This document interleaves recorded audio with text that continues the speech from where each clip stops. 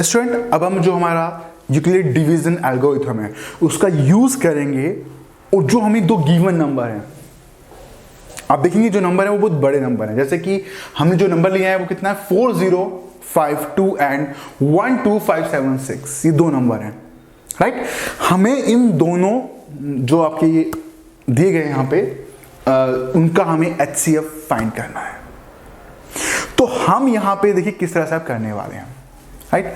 सो जो का first step है क्या है कि जो हमें यहाँ पे गिवन नंबर हैं उनको हमें जो आपका यूक्लिड डिवीजन लेमा है उसको यूज करके हमें उसको उस जो कि जनरल फॉर्म है उसको हमें उसमें लिखना है। तो देखिए सिंस यहाँ पे जो आपका ये नंबर है ये इससे बड़ा है, we apply division lemma to this and this. तो आप देखेंगे इन्होंने कैसे लिखा उसको, this is equal to this into this plus में 420। ये किस तरह से आया कि हमें पता है जो हमारा डिवीजन आपका लेमा है उसका फॉर्म क्या होती है, A is equal to B Q plus में आर, राइट। तो यहां पे आप देखेंगे कि जो मेरा यहां पे जो ए क्या है, जो हमारा बड़ा नंबर होता है उसमें, तो ए की वैल्यू क्या लिया हमने यहां पे, यानी कि हमने इसको ए माना है और ये हमारा बी है, ये हमारा क्यू है और ये हमारा आर है, राइट। तो इस तरह से हमने इसको फर्स्ट स्टेप में लिखा। अब जब भी आप इसको इस तरह से लिखेंगे, जो नेक्स्ट स्टेप है वो क्या है, हमको चेक करना है क्या रिमाइंडर 0 है या नहीं है। रिमाइंडर 0 नहीं है, यानी कि हमें नेक्स्ट स्टेप में जाना है। बट अभी जो हमको मानना है वो हमें अप्लाई करना है किस पे, आपका जो यहां पे डिवाइजर है और जो यहां पे आपका रिमाइंडर है उस पे हमें अप्लाई करना है आपका क्या, ये आपका डिवीजन लेमा। तो जब हम इस पे अप्लाई करेंगे तो हम इसको लिखेंगे इस तरह से, देखिए यहां पे 4052 इज इक्वल टू 420 इंटू में 9 प्लस में कितना 272। आप सोचेंगे ये कैसे आया, कहां से आया, थोड़ा कंफ्यूजिंग हो रहा है, राइट। बट ध्यान से देखिए क्या है, जब हमने इन दोनों पे अप्लाई किया, जो आपका ये नंबर था 4052 एंड 420, तो हमें करना क्या है स्टूडेंट कि जो हम यहाँ पे वो नंबर लिख लेंगे पहले जो हमारा बड़ा था, दैट इज 4052, और हमने यहाँ पे आर लिया है, आर क्या है हमारा 420। तो इस 420 से इस नंबर को डिवाइड करके हमें देख लेना है। जब हम डिवाइड करेंगे तो स्टूडेंट हमारा क्या आएगा, देखना कि यहां पे हम 9 अप्लाई करेंगे, राइट। जब हम 9 का अप्लाई करेंगे तो कितना आएगा, ध्यान से देखिए, दैट विल बी 0, आपका यहां पे 9 टू 18, यहां पे 18 आ गया और कैरी हो गया, और आपका 9 4 जा 36 एंड आपका प्लस में 1 विल बी 37। जब आप इसे सब्ट्रैक्ट करेंगे तो हमें जो मिलेगा दैट विल बी 272। तो स्टूडेंट जो आपका हमने यहां पे लिखा वो आपका यहां से आया, राइट।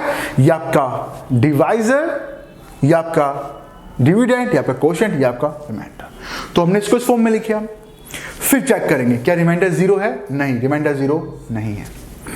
अब जो अप्लाई करेंगे हम अगेन जो आपका डिवाइजर था इस केस में और जो हमारा रिमाइंडर था, इस पे अप्लाई किया अगेन हमने, तो आप देखिए क्या होगा। अब हमें यह करना है, इसको अगेन हमें यहां पे फिर से इसको डिवाइड करके देखना है। तो किस तरह होगा आपका 420 डिवाइड बाय 272, हमें ये करके देखना है स्टूडेंट। जब आप ये करके देखेंगे तो आपको क्या मिलेगा, किस तरह से, क्योंकि यहां पे 2 अप्लाई नहीं होगा, 1 अप्लाई होगा, तो 2 आपका 272 आ जाएगा, और उसके बाद जो आपका बचने वाला दैट विल बी 148, राइट। तो हमने ये डिवीजन करके हमने इसको भी आपका इस फॉर्म में आपका हमने लिख लिया। अगेन रिमाइंडर क्या आ रहा है 148, तो उसमें रिमाइंडर 0 नहीं आया। हम फिर से नेक्स्ट स्टेप में जाएंगे। वी कंसीडर न्यू जो डिवाइजर है दैट विल बी कितना, जो आपका वो क्या होगा आपका 272 होगा, आप देख पा रहे हैं यहाँ पे ये, and the new reminder will be this one. तो यहां पे जो आप देख पा रहे हैं इसमें हम फिर से अप्लाई करेंगे। तो आप क्या करेंगे, जो आपका 272 है उसको डिवाइड करेंगे किससे, 148 से। तो जो आपका यानी कि ये हमारा बन जाएगा क्या, ये हमारा डिविडेंड बन जाएगा अब, और ये बन जाएगा हमारा डिवाइजर।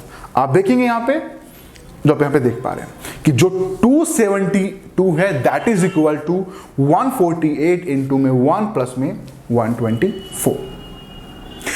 अब यहां पे भी आप देखेंगे कि जो रिमाइंडर था 0 नहीं आया।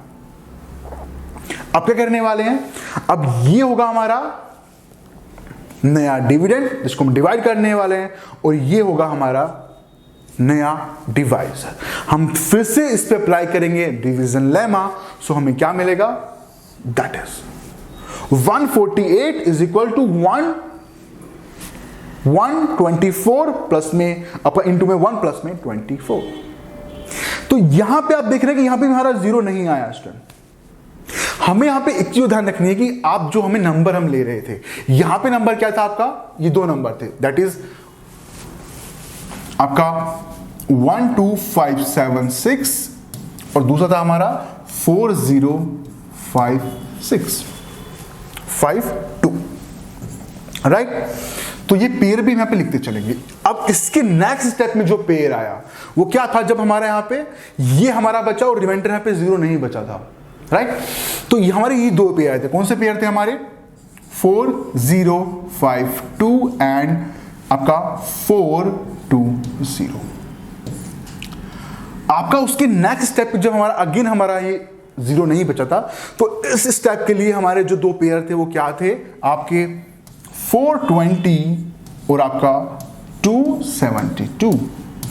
इसी तरह से जो आपका ये वाला स्टेप है, जब आपका यहां पे हमने किया था, और आप देखेंगे यहां पे हमारा अगेन जो रिमाइंडर था वो 0 नहीं बचा था, तो जो हमारा पेयर आया था इस वाले के लिए दैट विल बी 272 एंड 148। तो वो भी हम यहाँ पे लिख लेते हैं, आपका 272 एंड आपका 148, ये हमने लिख लिया।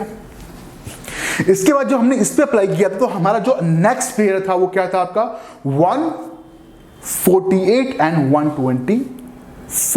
तो इस वाले स्टेप के लिए जो हमारा पेयर था 148 एंड हमारा 124। तो अब जब हमने इस पे अप्लाई किया था, तो जो हमारा आया, हमारा ये आया। यहां पे जो पेयर आएगा student, that will B 124 and 24। यानी कि जो हमारा नेक्स्ट स्टेप है उसमें जो हम आपका डिवीजन लेमा अप्लाई करने वाले हैं, हम किस पे करेंगे, आपका 124 और आपका किस पे 24 पे करने वाले हैं स्टूडेंट। अब जो हमारा पेयर था वो क्या था, 124 और आपका 24। जब हम उस पे अप्लाई करेंगे तो आप देखेंगे यहां पे कुछ इस तरह से जो डिवीजन लेमा अप्लाई करने के बाद आया। तो आप देखेंगे यहां पे भी क्या है कि हमारा एक अगेन हमें एक नया डिविडेंड मिल गया और एक नया डिवाइजर मिल गया, राइट। क्या मिला हमें, 24 और 4 मिला, क्योंकि रिमाइंडर तो 0 नहीं है यहां पे भी। तो यानी कि जो ये वाला इसके नेक्स्ट स्टेप में जो हमारा जो पेयर आएंगे दैट विल बी 24 और 4। अब जो हमने अप्लाई किया किस पे, इस 24 और 4 पे, तो आप देखिए हमें क्या मिलेगा, 24 is equal to 4 into 6 plus में 0। तो ध्यान से देखिए जो हमारा रिमाइंडर था वो क्या आ गया, 0 आ गया। अब इस स्टेप पे जो हमारा डिवाइजर है, यानी कि जिससे हम डिवाइड कर रहे थे, that will be the HCF. तो इस केस में डिवाइजर क्या है, दैट इज 4। हम 4 से डिवाइड कर रहे हैं, यानी कि इन्होंने किस तरह लिखा इसको कि 24 जो आपका 24 होगा that will be equal to 4 into में 6 प्लस में 0। ये क्या है आपका A, ये क्या है आपका B, ये क्या है आपका Q एंड ये क्या है आपका R। तो R तो 0 आ गया। जो यहाँ पे B जो हमारा डिवाइजर होता है इस केस में दैट इज 4।